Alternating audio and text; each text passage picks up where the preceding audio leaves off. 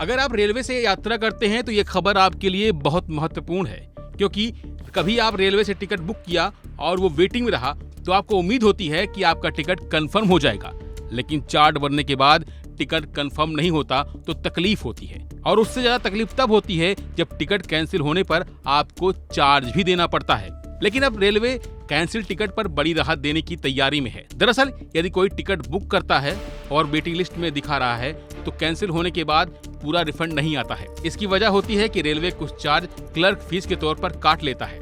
यह चार्ज अलग अलग क्लास के मुताबिक 30 से 60 रुपए तक होता है। इससे यात्रियों को दोहरा झटका लगता है। अब ऐसी स्थिति से लोगों को बचाने के लिए रेलवे इस फीस को ही खत्म करने का विचार कर रहा है। ऐसा हुआ तो फिर वेटिंग लिस्ट वाले टिकटों के कंफर्म न होने पर लोगों को पूरा रिफंड मिलेगा। और यह फीस तब भी लगती थी जब टिकट की बुकिंग IRCTC के पोर्टल से हुई हो।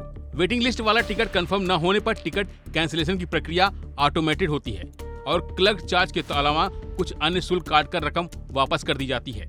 हालांकि कैंसिल टिकटों पर लगने वाले चार्ज पर लंबे समय से बहस चल रही है। अलग अलग क्लास के हिसाब से यह चार्ज 30 रुपए से 60 रुपए तक कटता है। इस पर आम लोग कई बार शिकायत करते रहे हैं। आखिरकार जिन टिकटों को हम खुद कैंसिल नहीं कराते हैं और वेटिंग लिस्ट में होने के चलते रद्द होते हैं, उन पर रेलवे चार्ज क्यों वसूलता है? अब इस चार्ज को खत्म करने का प्रस्ताव रेलवे के समक्ष रखा गया है, जिस पर विचार चल रहा है। वैसे टिकट कैंसिल चार्ज की बात करें तो 2S क्लास में कैंसिल टिकट पर चार्ज 30 रुपए कटता है। 60 रुपए स्लीपर क्लास का चार्ज होता है और थर्ड AC समेत अन्य सभी पर 60 रुपए प्लस GST वसूला जाता है। हिंदुस्तान की खबर के मुताबिक रेलवे को टिकट कैंसिलेशन चार्ज से भी बड़ा रेवेन्यू मिलता है।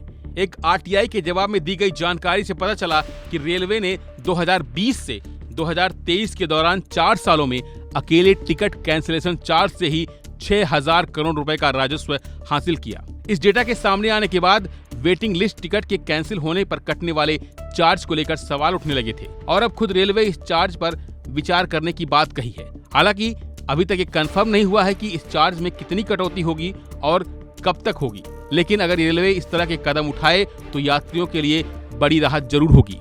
फिलहाल के लिए बस इतना ही। बाकी अपडेट के लिए बने रहिए वन इंडिया हिंदी के साथ।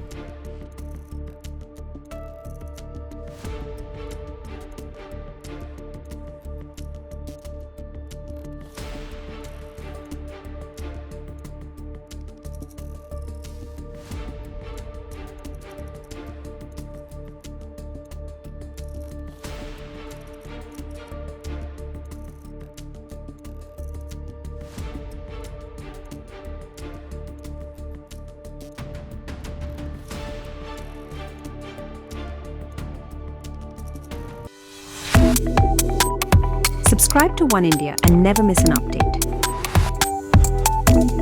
Download the One India app now.